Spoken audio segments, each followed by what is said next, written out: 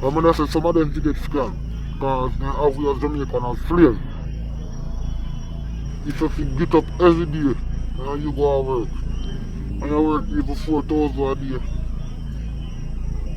you still make a little money, but that a kind of type of slave price. For 9 to 5, they could have even give you 6,000 a day, 4,000, 3,500 a day. A joke thing. Yeah, some man just dip on his phone. I do some simple thing. I make all $200 US a day, 300 a day, 400 a day. And you do yourself, kill out yourself in the sun.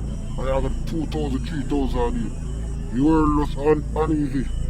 You have wicked people and you have good people. So if I go for a farm right now, and I know say, they're going to make the amount of money left. And that me I go do. If me know say I go sit down and press this a month, and then I go make the amount of money and that me I go do. So everybody different, I don't really know. Everybody